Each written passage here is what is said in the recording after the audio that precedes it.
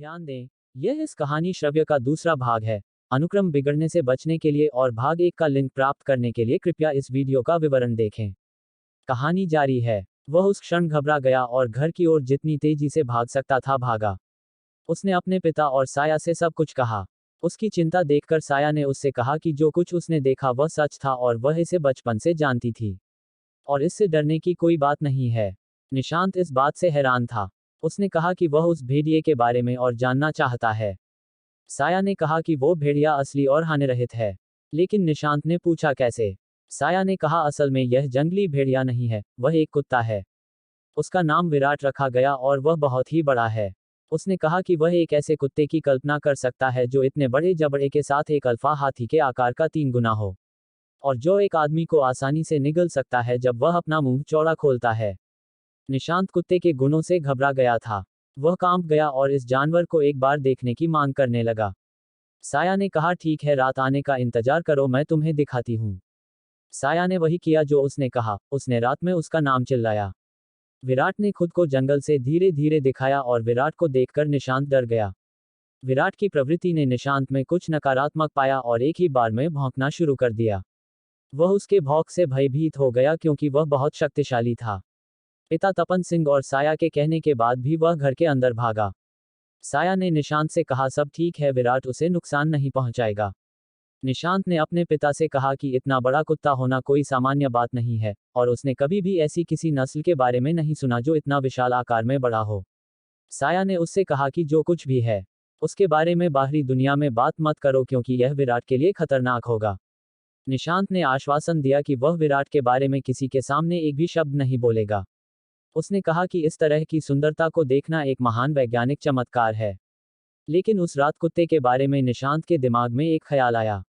वह उसके जीनोम का अध्ययन करने के लिए कुत्ते का डीएनए का नमूना लेना चाहता था, ताकि वह कुछ महान खोजने के लिए एक बढ़त हासिल कर सके जो आमतौर पर बायोजेन कंपनी चाहती है। तब वह कंपनी के लिए आसानी से मांग में होगा, और योग्यता के बिना वह अपनी खोज दिखाते हुए कंपनी में प्रवेश कर सकता था। और वह कंपनी में अपने उद्देश्य को पूरा करने के लिए एक अच्छी जगह की मांग कर सकता था। साया की मदद से निशांत ने विराट के सामने एक अवरोही दृष्टिकोण बनाया। और एक मौके पर उसने विराट के बाल तोड़कर अपने कोट में छुपा लिए।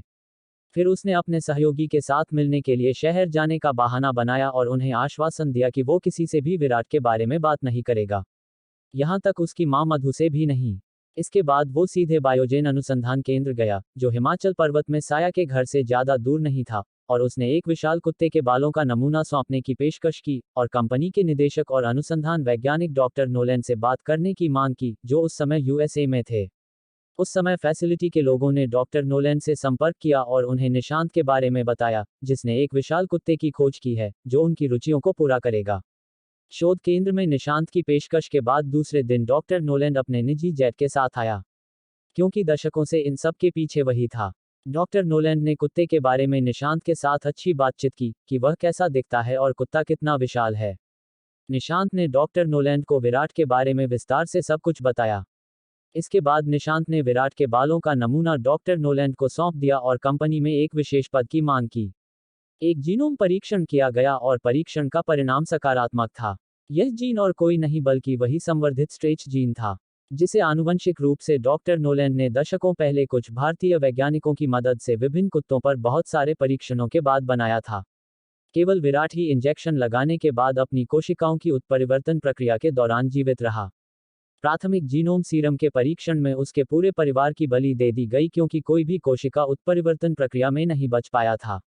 डॉक्टर नोलैंड ने दुश्मन देशों को नई पीढ़ी के बायोवेपन्स के रूप में इन स्मार्ट जानवरों को बेचकर सुपर प्रॉफिट कमाने के अपने इरादे का खुलासा किया, जिन्हें किसी भी युद्ध के लिए प्रशिक्षित किया जा सकता है और उपयोग में लाया जा सकता है। हथियारों और मशीनों पर निर्भरता कम करना जिनके पास उनका दिमाग नहीं होता और मनुष्य द्वारा संचालित करना पड़ता है, इस तरह के मशीनों के बजाय इस किस्म के जानवर जिनके पास उनका दिमाग है, और सीरम के बाद ये जानवर अधिक अजय और होशियार होंगे। उसका इरादा क्षेत्र युद्ध में एक नया बाजार बनाना था और वह एकाधिकार पूर्तिकर्ता बनना चाहता था इस किस्म के जैव हथियार का। यह समझाने के बाद निशांत को कंपनी के अनुसंधान एवं विकास विभाग में विशेष स्थान दिया गया। लेकिन डॉक्टर नोलैंड ने निशांत से कुछ और भी मांगा, और वह कुत्ते का खून और अस्थि मज्जा का नमूना था। क्योंकि वह परम जीनोम सीरम बनाने के लिए कुत्ते से विशेष स्टेम सेल निकालना चाहता था जिसे पृथ्वी पर किसी भी पशु के आनुवंशिक डीएनए ढांचे को बदलने के लिए उपयोग में लाया जा सकता था। निशांत इसके लिए राजी हो गया और पहाड़ों पर गया, और साया, अपने पिता और चाचा से इसके बारे में कहा। साया हैरान थी और यहाँ तक कि दोनों भाई भी इससे नाराज थे क्योंकि उन्होंने उसे विराट के अस्तित्व को प्रकट नहीं करने के लिए प्रतिबद्ध किया था। निशांत ने साया और उसके पिता से कहा कि उन्हें इसके लिए मोटी रकम मिलेगी। और यह दुनिया की सबसे बड़ी बायोशोध कंपनी में निशांत के करियर का सवाल है। साया ने सीधे तौर पर इसके लिए मना कर दिया, लेकिन निशांत ने साया से जोर से कहा कि वह अब तक उनसे नम्रतापूर्वक अनुरोध कर रहा था, लेकिन वे उस रेखा को पार कर रहे हैं। उसने कहा कि कुत्ता कंपनी का है, क्योंकि वह कुत्ता एक दुर्घटना के कारण खो गया था जब वे उसे ले जा रहे थे। साया ने कहा अगर यह सच भी है तो भी अब विराट उनके संरक्षण में है और वह उनमें से किसी को भी विराट के बालों को भी छूने नहीं देगी। निशांत ने फिर गुस्से में उनसे कहा कि वह कंपनी की संपत्ति है और उनके द्वारा कानूनी रूप से प्राप्त किया जा सकता है। साया ने कहा कि इसमें कुछ गड़बड़ है, अगर वे चाहते तो वे इसे एक हफ्ते पहले ही कर लेते जब आपने विराट के बारे में खुलासा किया था। साया ने कहा कि विराट का आकार जानवरों की घातक बीमारियों को ठीक करने के लिए टीकाकरण पर किए गए प्रयोगों के कारण नहीं है, बल्कि जानवरों पर, विशेष रूप से स्मार्ट जानवरों को अपने दुश्मनों के खिलाफ हथियार के रूप में इस्तेमाल करने के लिए उन्नत सेलुलर इंजीनियरिंग के साथ जैविक हथियार बनाने के कारण से है। मैं इसे अच्छी तरह से समझ सकती हूँ, इसलिए वे विराट का खून और अस्थि मज्जा चाहते हैं ताकि वे इन जानवरों को अधिक क्षमता के साथ बना सकें। मैं ऐसा नहीं होने दूंगी। और क्या आप इसे नहीं देख सकते हैं? आपको पता होना चाहिए कि जानवरों को हथियार बनाना न केवल भारत में बल्कि पूरी दुनिया में सरकार द्वारा अवैध कहा गया है। मैंने एक बार इसके बारे में समाचार में पढ़ा था जब मैं छोटी थी। यह सब उसी बायोजेन कंपनी के बारे में था। निशांत ने साया से कहा, यह मेरी चिंता का विषय नहीं है। क्या आप शांति से मुझे इसे लेने देंगे या मुझे जबरदस्ती करनी पड़ेगी? साया, बापन और तपन निशांत की इन बातों से बहुत क्रोधित हुए और कहा कि वे उनके घर और संपत्ति से बाहर निकल जाएं और फिर से अपना मुंह न दिखाएं। विराट उनके परिवार का एक सदस्य है, लैब का एक चूहा नहीं। निशांत बहुत नाराज हुआ। जो कुछ भी हो तुम सब देखोगे, उसने कहा, और दरवाजा पटक कर वहां से चला गया। निशांत ने फोन करके यह बात डॉक्टर नोलैंड को बताई। डॉक्टर नोलैंड ने उससे कहा कि लड़की सही है, यह अवैध है। लड़की होशियार है, इसलिए कुत्ता कंपनी की संपत्ति होते हुए भी हम कानूनी तौर पर नहीं जा सकते। हमें बल प्रयोग करना होगा, इसे मुझ पर छोड़ दो, उसने निशांत से कहा। डॉक्टर नोलैंड ने भाड़े के सैनिकों के अपने समूह को आदेश दिया, यह जानकर कि विराट को पकड़ना आसान नहीं होगा क्योंकि उन्हें निशांत से विराट के बारे में पूरी जानकारी मिली थी। वह जानता था कि विराट को बंदी बनाने या गिराने के लिए एक बड़ी ताकत की जरूरत होगी। उसने निशांत को भाड़े के सैनिकों के साथ जाने और जंगल में विराट को पकड़ने में मार्गदर्शन करने के लिए कहा। निशांत ने शर्त रखी कि उनके पिता तपन सिंह को किसी भी तरह से नुकसान नहीं पहुंचाया जाएगा। उसने अपने आदमियों को आदेश दिया कि कुत्ते को बंदी बना लें और यदि संभव न हो तो कुत्ते को मार डालें, क्योंकि उसे सिर्फ उसके रक्त और अस्थि मज्जा की जरूरत थी। डॉक्टर नोलैंड के पास उनके अनुसंधान केंद्र पर एक भाड़े की सेना हमेशा तैयार रहती थी। उसने अपने आप को भी विभिन्न सैन्य हथियारों और वाहन संचालन में विशेषज्ञ रूप से प्रशिक्षित किया था। यह उसका जुनून भी था। उसने विभिन्न सैन्य युद्ध शिल्प हथियार और वाहन काला बाजार से खरीदे थे और आयात करने वाले रसायनों और वैज्ञानिक उपकरणों की आड़ में अपनी कंपनी बायोजेन के कार्गो विमानों के माध्यम से अवैध रूप से तस्करी करके उन्हें अपनी सुविधा केंद्र में रखा था। उसने उन्हें अपनी सुरक्षा सुनिश्चित करने के लिए रखा था। अगर कोई भी अप्रत्याशित स्थिति उसके सामने आ जाए, चाहे वह उसके प्रतिस्पर्धियों, लोगों के समूह या सरकार की तरफ से भी हो। निशांत भाड़े की सेना के साथ रात में जंगल के पीछे से पहाड़ की ओर बढ़ने लगा। साया और उसके परिवार को इसके बारे में कोई भी जानकारी नहीं थी। उन्होंने कभी सोचा भी नहीं था कि एक विशाल शत्रु उनके पास आ रहा है। भाड़े के सैनिकों में राइफल, बंदूकें, रॉकेट लॉन्चर और भारी वाहनों जैसे हम्मर, ट्रकों, एपीसी और हवाई हमले के लिए एक सेना शिकारी हेलीकॉप्टर के साथ प्रशिक्षित क्रूर सशस्त्र पुरुष शामिल थे। डॉक्टर नोलैंड को कुत्ते का खून और अस्थि मज्जा किसी भी कीमत पर चाहिए था, क्योंकि वह उन्नत स्मार्ट पशु जैव हथियार बनाने के उसके सपने की आखिरी उम्मीद था। वह गर्म या शीत युद्ध वाले राज्यों में दोनों विरोधी देशों को इसे बेचने के लिए उनका इस्तेमाल करना चाहता था। ऐसे जानवर देश के लिए सैनिकों के नुकसान और मशीनरी, हथियारों और वाहन की लागत को बचाएंगे, और यह भी साबित करना मुश्किल होगा कि इन जानवरों को हमले के लिए किसने भेजा था। वह युद्ध का एक नया तरीका पेश करना चाहता था और अपनी कंपनी को दुनिया में ऐसे जैव हथियारों का एकाधिकार पूर्तिकर्ता बनाकर एक अच्छा भाग्य अर्जित करना चाहता था। भाड़े के सैनिक पहाड़ की ओर बढ़ने लगे। उन्होंने विराट को जंगल से बाहर पहाड़ी इलाकों में लाने की योजना बनाई, जहां एक बड़ा सा मैदान था। इसके लिए उन्होंने साया और उसके परिवार को बंदी बनाने के लिए 10 आदमियों की एक सेना भेजी, क्योंकि वे कुत्ते की एकमात्र कमजोरी थी। बापन घर के सामने आंगन में पौधों को सींच रहा था और रोज की तरह उस सुबह व्यस्त था। तपन भी बापन का हाथ बटाने के लिए घर से निकला, लेकिन तपन ने बापन के प्रति कुछ संदिग्ध देखा। उसने बापन की पीठ पर एक लाल लेजर बिंदु देखा। जब उसने लेजर स्रोत की दिशा को ध्यान से देखा तो पाया कि जंगल में छलावरण में कुछ कमांडो थे। तपन जल्दी से अंदर गया और एक डबल बैरल गन ले आया और बाहर भागते हुए उसने चिल्लाया कि बापन सावधान, भागो और छिपो। उसने इस शत्रुतापूर्ण स्थिति को देखकर कमांडो को विचलित करने के लिए जंगल में अपने बंदूक से गोली मारा। तब एक कमांडो ने सीधे तपन के सीने में गोली मार दी। गोली लगते ही वह गिर पड़े। बापन जल्दी में घर के अंदर भागा। पहले तो वह उलझन में था कि क्या हो रहा है। फिर कुछ देर बाद उसे स्थिति का आभास हुआ और उसने देखा कि तपन आंगन के सामने जमीन पर गिरा पड़ा है और उसके सीने से खून बह रहा है। गोली तपन के सीने में लगी थी। बापन बाहर भागा और सामने का दरवाजा बंद करके उसे घर के अंदर खींच लिया। निशांत पहाड़ के मैदानी इलाके में भाड़े के सैनिकों के अन्य समूहों के साथ था। उसे इस घटना के बारे में पता नहीं था। डॉक्टर नोलैंड सिंह परिवार के प्रत्येक सदस्य को पकड़ना या मिटा देना चाहता था ताकि जैव पशु हथियारों के संबंध में उसके आपराधिक अवैध इरादों का कोई सबूत न बचे। साया ने गोली चलने की आवाज सुनी और वह बाथरूम से लिविंग रूम की ओर भागी। उसने पिता बापन को अपने भाई तपन के लिए बुरी तरह रोते देखा। साया चौंक गई और रोने लगी और जोर से तपन चाचा कहकर चिल्लाई। बापन ने कहा कि अब बहुत देर हो चुकी है साया, वह मर चुका है और अगर हम बाहर जाते हैं तो हम निश्चित रूप से मर जाएंगे। साया ने कहा पिताजी चलो घर के पिछले दरवाजे से भागते हैं। लेकिन उन्होंने देखा कि घर भाड़े के सैनिकों से बुरी तरह घिरा हुआ था।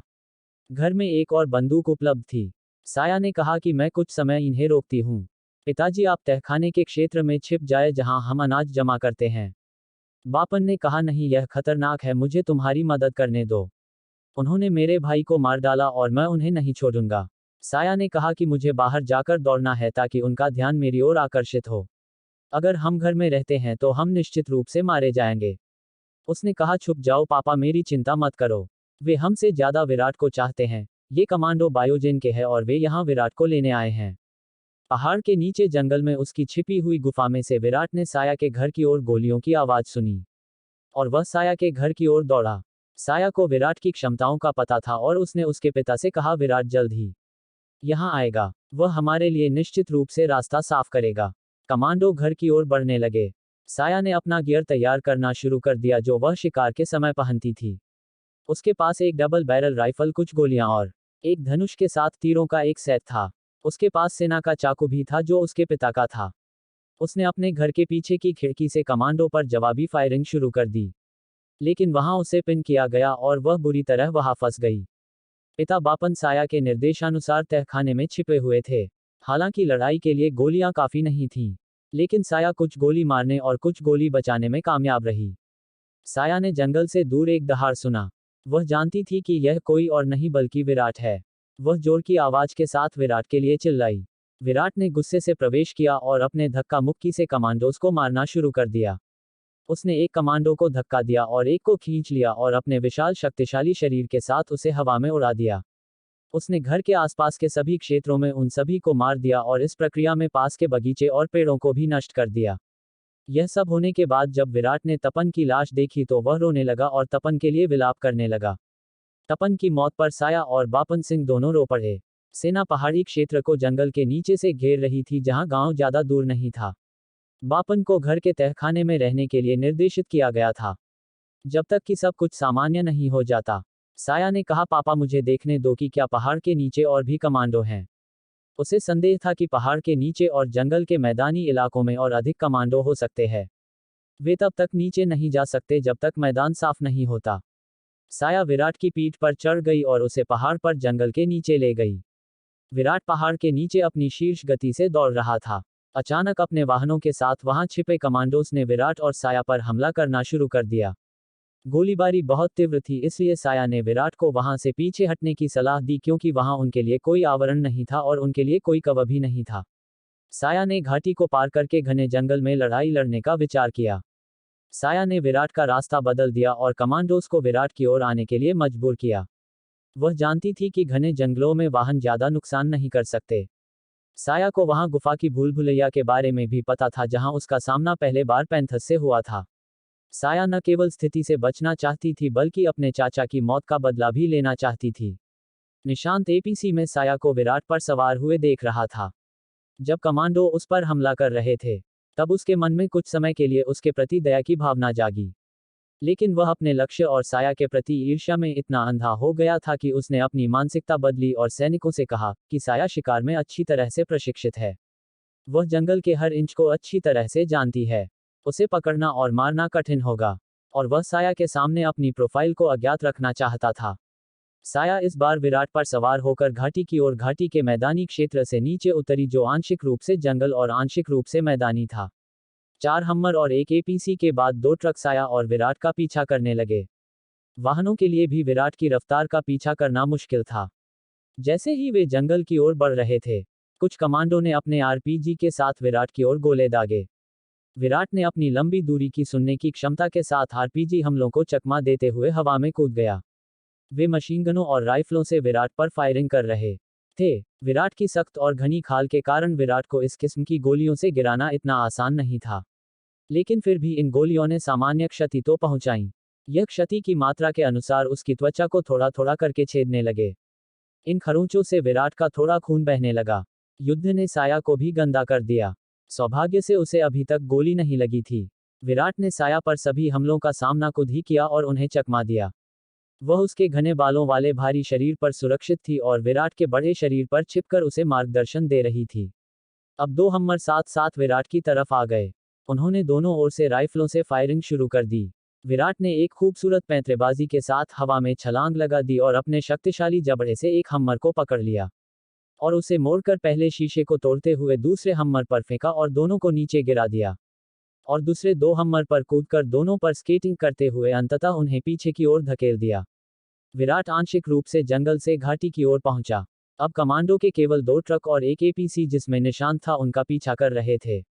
जब वे ट्रक और एपीसी विराट के करीब आ गए तो वह अचानक मुड़ा और अपनी शक्तिशाली लहराती भोंक के बल से भौंका, जिससे कुछ पेड़ और उसकी डालियां पीछे की ओर झुक गए और अचानक डर के कारण ट्रक और एपीसी एक दूसरे की ओर दुर्घटनाग्रस्त हो गए। इसने उन्हें नष्ट नहीं किया, लेकिन उन्हें गतिहीन बना दिया और ट्रकों में सवार कमांडोज थोड़े बेहोश हो गए।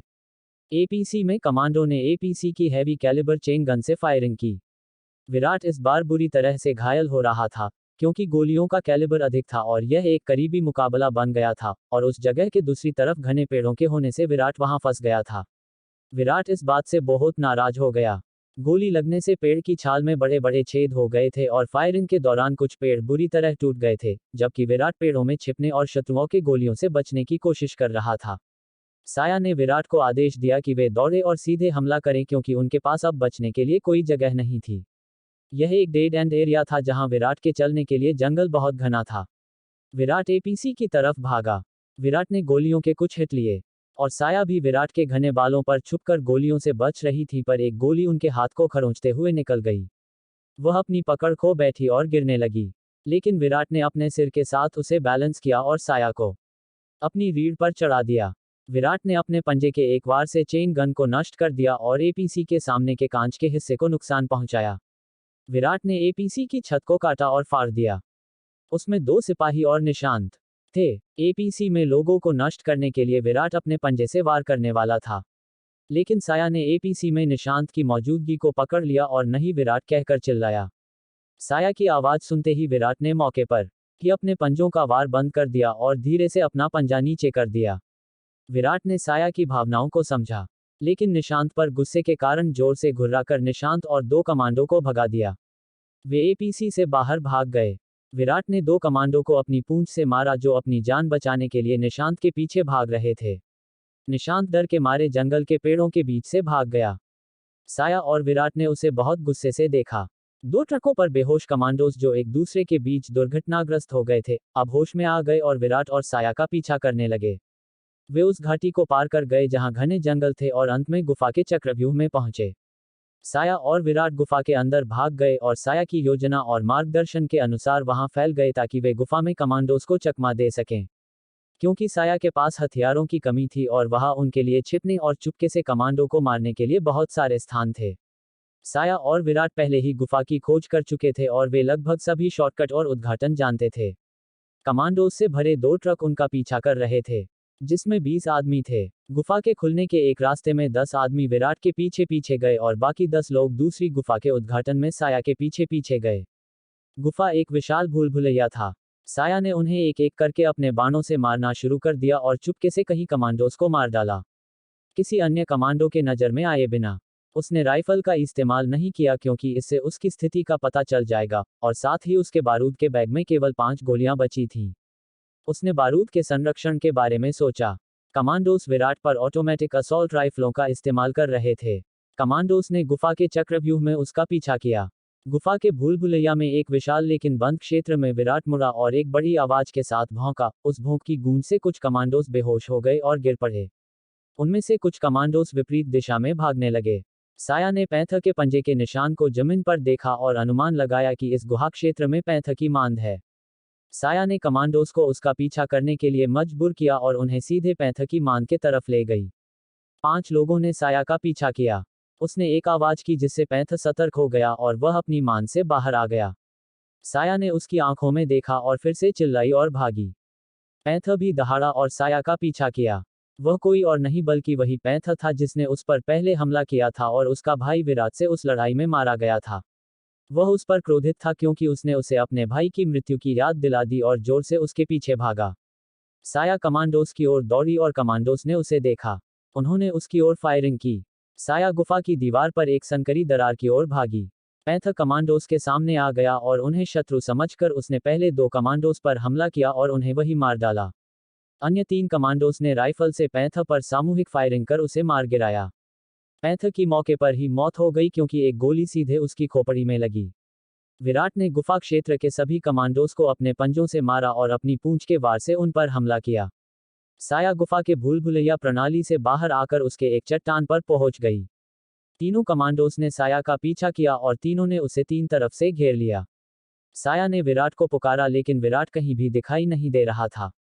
कमांडोस हंसे और उनमें से एक ने उससे कहा कि उनका कुत्ता अब तक मर चुका होगा क्योंकि उनके साथी कमांडोस उसे पहले ही मार चुके होंगे। लेकिन चट्टान पर गुफा की छत कांपने लगी। अचानक एक बल ने छत को टुकड़ों में तोड़ दिया और साया सहित उन सभी को हवा में धकेल दिया। कमांडोस उड़ गए और गिरकर निष्प्रभावी हो गए। साया को विराट ने बचा लिया था। उसने गुफा की छत को भीतर से नष्ट कर दिया और कूदकर साया को अपने माथे पर पकड़ लिया। तब तक सूर्य उदय हो चुका था। उन्होंने एक दूसरे को आमने सामने देखा और उस पल ऐसे चुप थे जैसे कुछ हुआ ही न हो। वे दोनों एक दूसरे को देखकर मुस्कुराए और सब कुछ मानो एक पल के लिए थम सा गया था। लेकिन अचानक उन्होंने पहाड़ की घाटी से एक हंटर हेलीकॉप्टर की आवाज सुनी और हेलीकॉप्टर उनके सामने आ गया। डॉक्टर नोलैंड हेलीकॉप्टर उड़ा रहा था। असफल होने के कारण वह अपने भाड़े के सैनिकों से नाराज था। उसने साया और विराट को मारने का मिशन अपने हाथों में ही ले लिया था। उसने विराट और साया पर हंटर हेलीकॉप्टर के गैटलिंग गन से फायरिंग शुरू कर दी। वे छिपने के लिए घने जंगल की ओर भागे। साया ने अपनी राइफल से हेलीकॉप्टर को मारने की कोशिश की, लेकिन इसने हेलीकॉप्टर को थोड़ा ही नुकसान पहुंचाया, जिससे हेलीकॉप्टर की पूंछ से थोड़ा धुआं निकलने लगा। साया का बारूद खाली हो गया था। उसके पास केवल एक चाकू और एक तीर बचा था। साया ने वहां एक विशाल पर्वत देखा। उसने जल्दी से योजना बनाई और विराट को घने जंगल से होते हुए पहाड़ की चोटी की ओर दौड़ने का आदेश दिया। हो सकता है कि उसे किसी तरह चॉपर को नीचे गिराने की युक्ति सूझी हो। डॉक्टर नोलैंड ने हेलीकॉप्टर के बमों की शाफ्ट को खुला छोड़ दिया और विराट के रास्ते पर हमला करते हुए जंगल पर स्वतंत्र रूप से बमों को गिरा दिया। साया को बचाने के लिए विराट ने कुछ बमों को चकमा दे दिया, लेकिन उसकी पीछे फूटे एक बम से उसे बुरी तरह चोट आई और उसके पैर थोड़े क्षतिग्रस्त हो गए। घंटों की क्रूर लड़ाई के कारण उसके शरीर पर काफी चोटें और खरोंचे आए थे। वह सुंदर कुत्ता चीर गुड़िया की तरह लग रहा था। उस नज़ारे को देखकर साया बहुत भावुक हो गई। लेकिन विराट अभी भी पहाड़ की चोटी पर चढ़ रहा था। डॉक्टर नोलैंड ने उन पर प्रक्षेप्य मिसाइलें दागनी शुरू कर दी। विराट ने कई मिसाइलों को चकमा दिया, लेकिन जब एक मिसाइल लगभग साया को ऊपर से मारने ही वाली थी, विराट ने उस मिसाइल की लहर को महसूस किया और जानबूझकर साया को गिराते हुए गिर गया और साया को सुरक्षित रूप से अपने शरीर के पीछे की स्थिति में ले आया। वह मिसाइल विराट के बहुत करीब में जमीन से टकराया और उसके छर्रे से विराट का पेट का हिस्सा बुरी तरह क्षतिग्रस्त हो गया। इससे विराट जोर जोर से रोने लगा। उसके बाद वह खड़ा नहीं हो पा रहा था। पर जब उसने देखा कि हेलीकॉप्टर फिर से घूम रहा है, यह देखकर उसने अपनी सारी शक्ति वापस इकट्ठा की और साया को फिर से उस पर सवार कर दिया और पहाड़ की ओर अपनी दौड़ जारी रखी। पहाड़ बर्फ से ढका हुआ था और ऊंचाई बहुत अधिक थी। यहाँ तक हेलीकॉप्टर भी शीर्ष पर ठीक से उड़ नहीं सकता था क्योंकि वहाँ हवा बहुत पतली थी। साया के मन में हेलीकॉप्टर को नष्ट करने की कोई योजना थी। चूंकि वह जानती थी कि वहाँ के मौसम की स्थिति हेलीकॉप्टरों के आसानी से उड़ान भरने के लिए उपयुक्त नहीं है, इसलिए उसे हेलीकॉप्टर को गिराने का कुछ मौका मिल सकता है। डॉक्टर नोलैंड ने फिर से विराट पर सारी प्रक्षेप्य मिसाइलों के साथ फायरिंग की जो उन्होंने सैन्य हेलीकॉप्टर से छोड़ी थी। यह भारी गोलाबारी थी और उस क्षेत्र के आसपास के पेड़ भी नष्ट हो गए। डॉक्टर नोलैंड का विचार साया को मारने का था क्योंकि धमाकों से साया को मारना आसान हो जाएगा।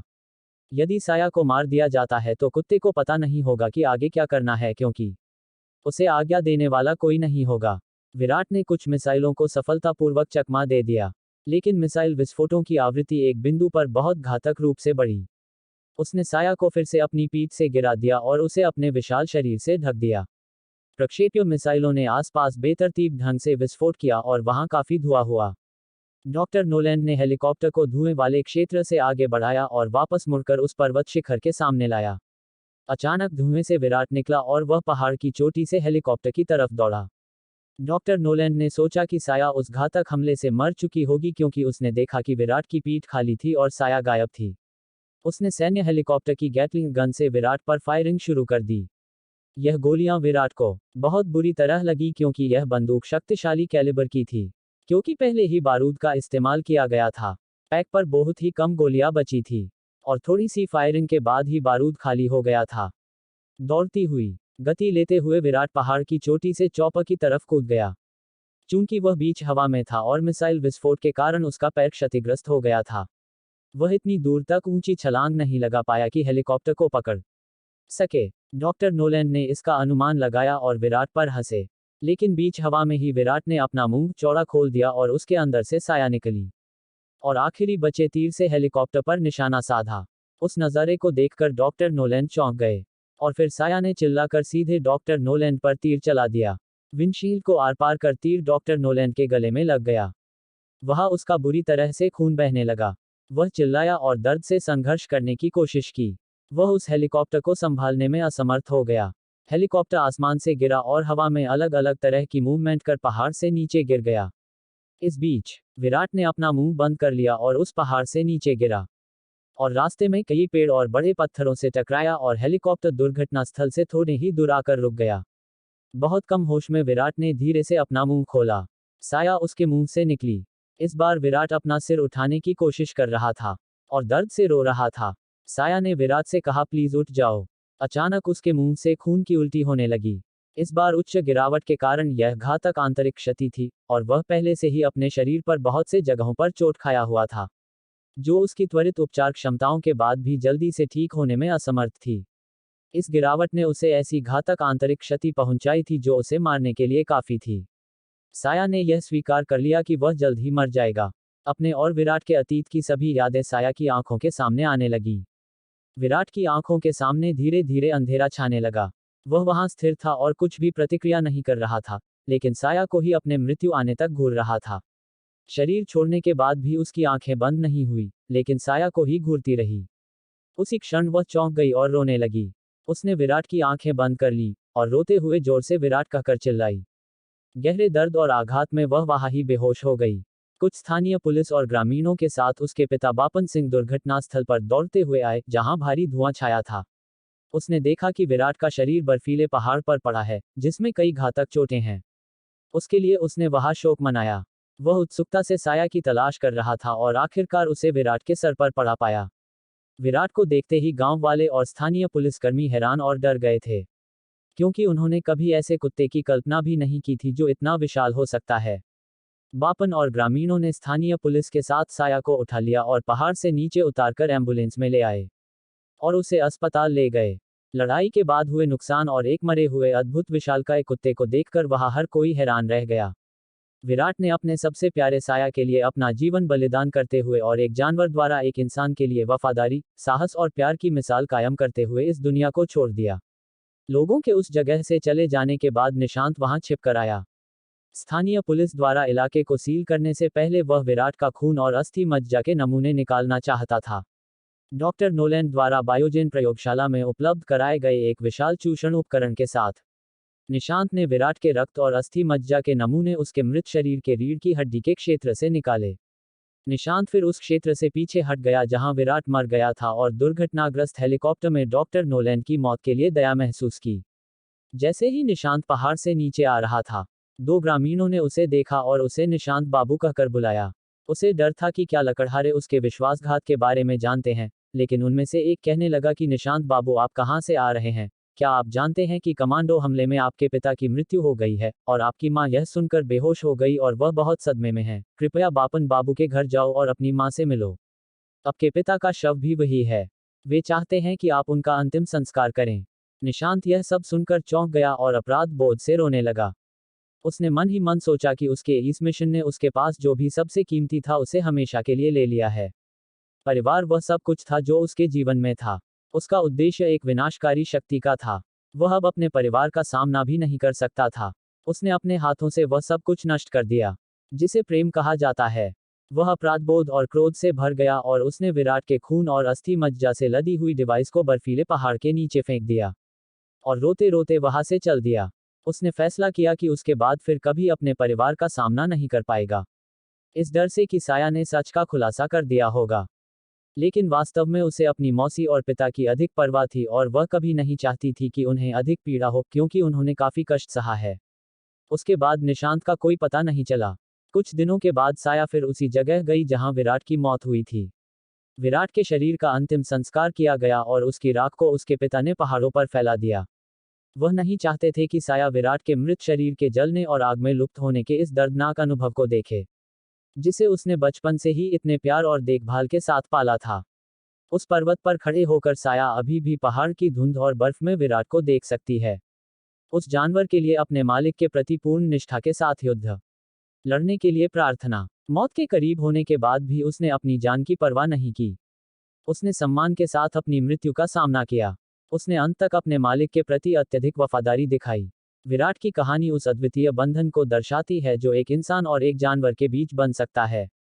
यह जीवन के एक पहलू को भी दर्शाता है जो सभी जीवित प्राणियों के लिए समान है, चाहे वह जानवर हो या इंसान। और वह पहलू प्रेम है।